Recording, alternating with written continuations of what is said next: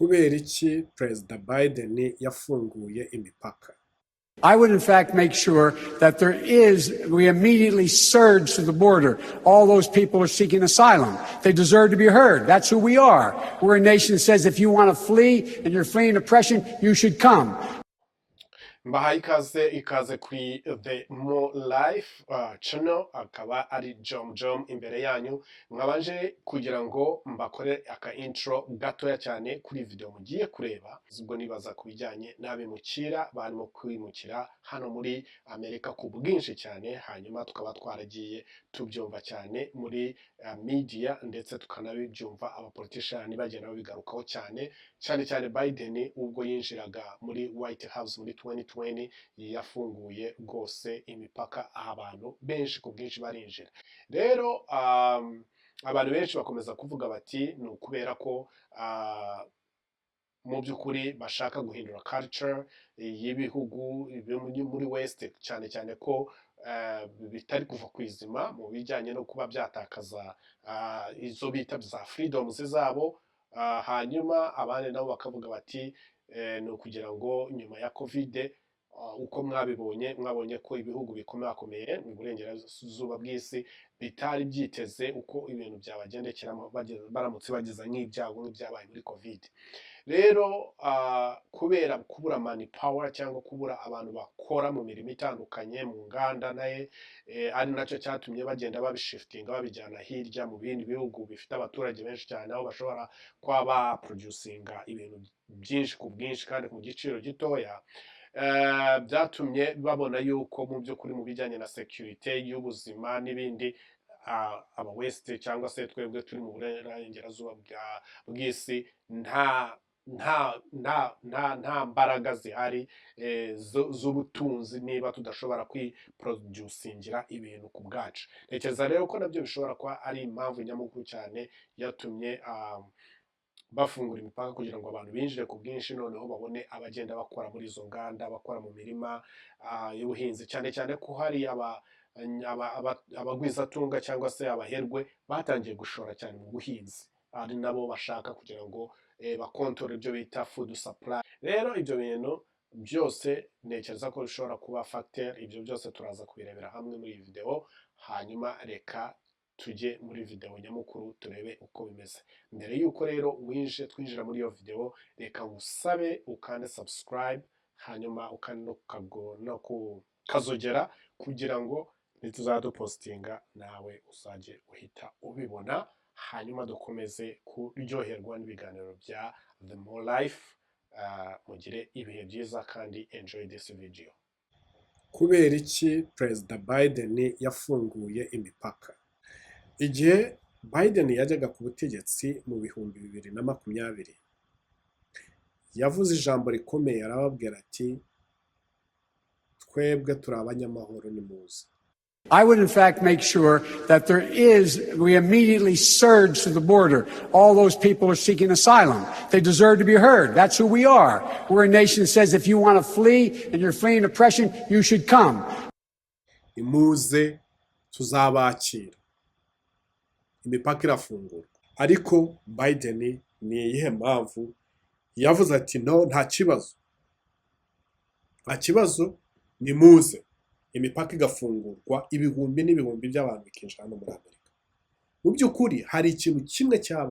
Ikintu cyabaye ni iki: buriya kugira ngo ushobore gusenya abantu nuko bahindurira umucyo, nuko bahindura culture yabo, nuko ubazanira ibintu bishyashya. Ibyo rero nibyo byabaye cyangwa se ni nabyo biri kubungu, kugira ngo bashobore kugeraho destroyinga culture y'aba West, bagomba kubavangiramo imico itandukanye y'abantu baturutse hirya no hino ku buryo baba roast. Umuco w'abanyamerika ubundi ni umuco wa gikristo, niko twabyita. Ni umuco wa gikristo, ni ahantu hari ikintu cyitwa idini riri ku rwego rwo hejuru. Ni abantu bafite uko babayeho, ni abantu bamaze imyaka myinshi cyane bazi icyo bita uburenganzira bwabo. Ubwo ndavuga abari mu buryo bwa freedom, bazi uburenganzira bwabo, bazi the freedom of speech, freedom of religion, urumva freedom of press, ibintu byose barabifite byanditse muri constitution. Niyo ubashije umwana muto yarakubwira byose, abwira uburenganzira afite bwose bwo kwirinda kugira gute, byose baba babizi nuko babaye. Abo rero kugira ngo abagorobaliste bashobore kubapenetra bagomba kubavanga. Niyo mpamvu ubona igihe abirabura bari batangiye guhuza n'abazungu, mu by'ukuri abirabura n'abazungu bari bageze ku rwego bashobora kumvikana. Arabyumva? Nubwo ushobora kubibona ukabibona mu makuru, ukabona mu makuru abantu barica, abapolisi barica abirabura, hari ibintu byinshi cyane. Biriya byose ntabwo si ukuvuga ko bitaba, ariko ni drama. Ni drama kugira ngo umwirabura akomeze abone umuzungu nk'umwanzi n'ibiki. Ariko abirabura n'abazungu bari bageze ku rwego rwo gushobora kubana, kubera ko sosiyete hano ukuntu yari imaze kumera, yari imaze gufata ba bandi bashira ku rwego rumwe. Ni ukuvuga iki? Aho umuzungu yashoboraga position ashobora kugira kubaho, n'umwirabura yayibaho bigakunda. Akazi umwirabura ashobora gukora n'umuzungu aragakora, ashobora kuba CEO n'umwirabura akaba CEO. Yes, urumva? Abirabura bajya mu mashuri bakiga, abazungu bakajya mu mashuri bakiga, so bahurira mu kazi bakabona n'abantu basanzwe, n'abantu bashobora gukorana. So kuvuga ko babandi badifite iyo mitima mibi yo kumva yuko bari superior badahari, ariko ntabwo mu by'ukuri ariko societe wayi. Ntabwo ariko wabivuga, ntabwo wavuga yuko ifite ikomeye nk'uko kera byari bimeze, ukurikije amateka cyangwa ugiye mu myaka mikeya irayishize. Rero aba bagorobaliste bagombaga gushaka ikintu kigomba kugira gute, kigomba gutuma baza bagasenya iyo culture yabo, bakabazaniramo abandi bantu badahuje umuco, badahuje ururimi, bakaba frustratinga, then bagatangira kugirana conflict. Noneho ibyo bintu byose bigatuma bashobora gusubira inyuma, okay, bigatuma bagira za amendments. Niyo mpamvu iyo bageze umuntu ugenda akarasa abana mu mashuri, cyangwa akarasa abana mu rusengero, akagira gute, aho niho bihera byo kuvuga bati no, izi mbunda tugomba gushaka ukuntu tuzikura mu baturage. Nyamara ntabwo bareba uwabaraje ngo ninde, yari umuntu umeze gute, yari urwaye mu mutwe se, byagenze gute. Oya, ni ukugira ngo barebe uburyo bashobora gufata aba baturage b'aba West bafite ziri freedoms bamenyereye, bazibakureho. Bamaze kuzibakuraho bazashobora kubategeka mu buryo bworoshye. Rero naho ngaho byari bigeze. Kubera iki byari bigeze aho rero?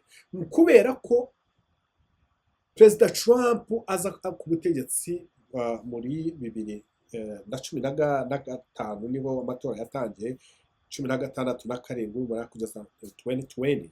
Hari ikintu cyabaye cya change muri politics y'abanyamerika cyangwa muri West muri rusange batari barigeze bitega, kubera ko aba elite nibo bajyaga ku butegetsi.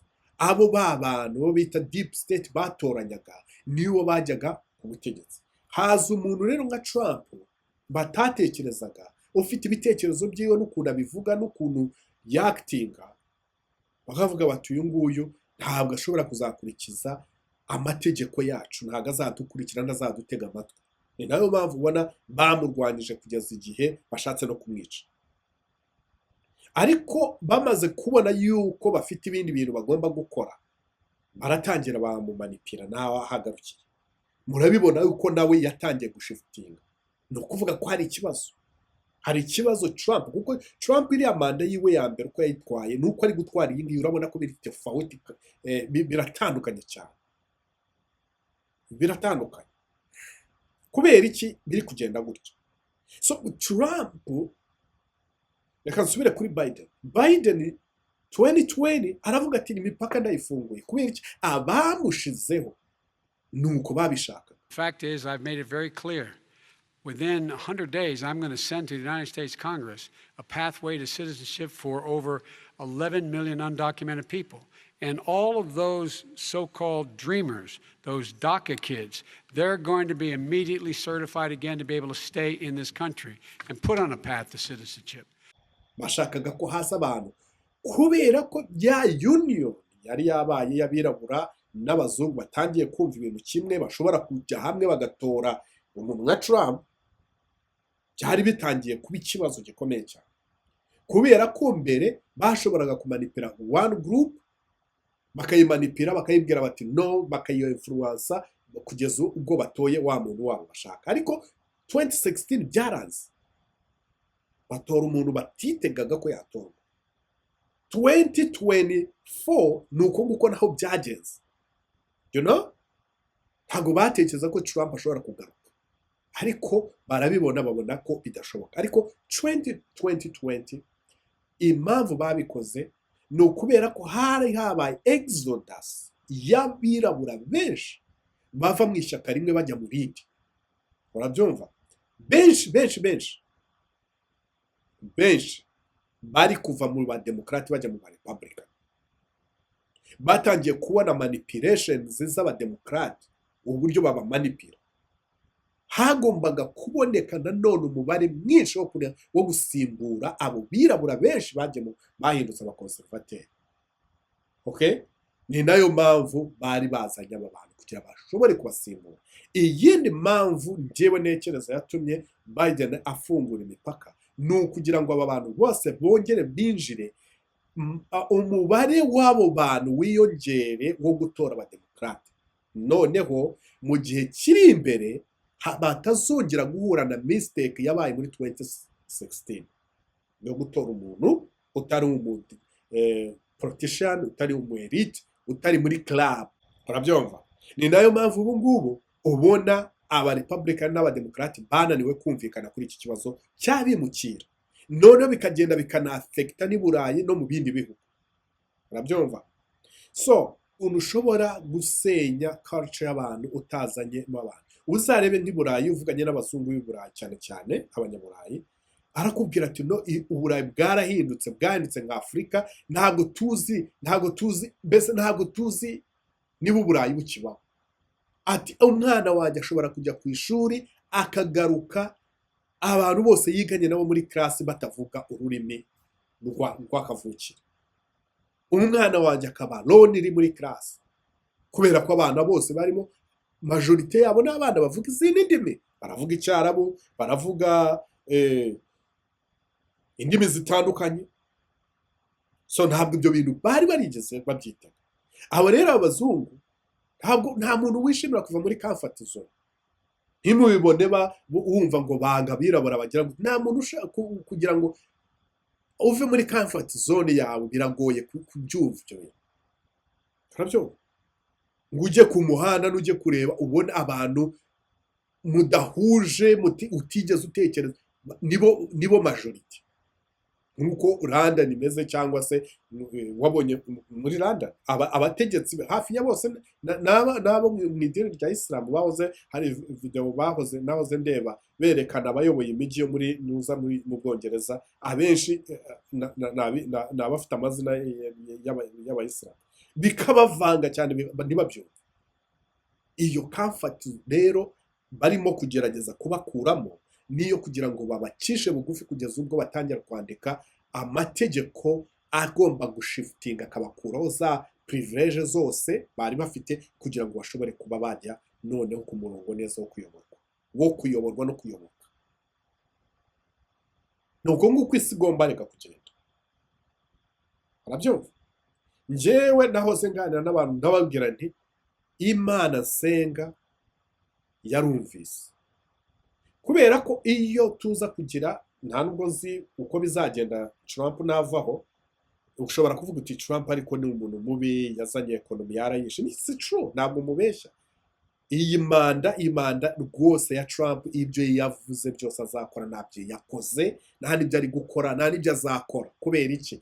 Hari ikintu cyabaye kimutera ubwoba cyane ku buryo ibintu byose yagombaga gukora atari kubikora.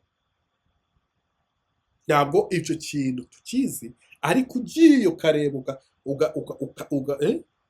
muri za conspiracies zanjye njya mvuga cyangwa se bya bintu byanjye njya mvuga ku bantu nyine tuziranye, ukabireba neza wasanga ari ahantu bamujyana bakamuhuza neza, barangiza bakamubwira ati niwibeshya uzagenda mu munyururu, niwibeshya ubutunzi bwawe bwose buzagenda. Trump yarahindutse. Trump ntabwo akiri Trump. Urabyumva? Uko yari yaravuze azakora ntabwo ariko ari gukora, ntabwo uko yari yavuze azitwara cyangwa se ibyo abantu bari bamwitezeho ntabwo biri gukorwa right now. Urabyumva? Afite ikibazo gikomeye cyane tutazi ngo ni iki. Niba hari abantu bamuri inyuma, abantu barimo barimo kumutwaza igitugu, ntabwo tubizi, ariko something is wrong.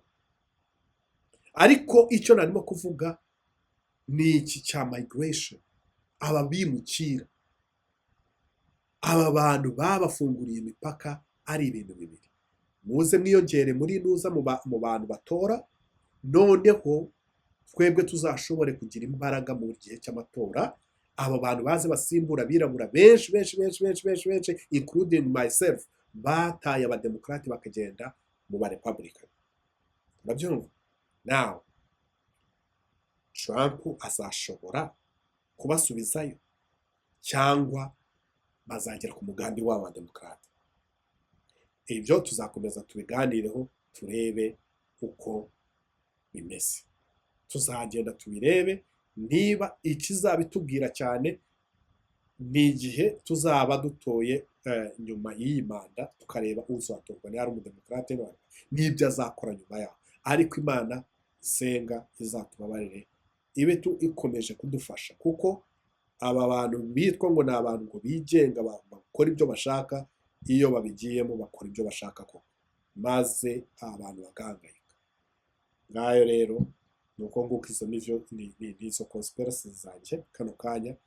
Ahandi buriya tuzongera tuganire, turebe koko niba ibyo bintu by'abademokrati bashaka gukora babigezeho. Peace, turabakunda cyane, Imana ikomeze ibiteho. More life nakagaruka, ni John Job, bye bye.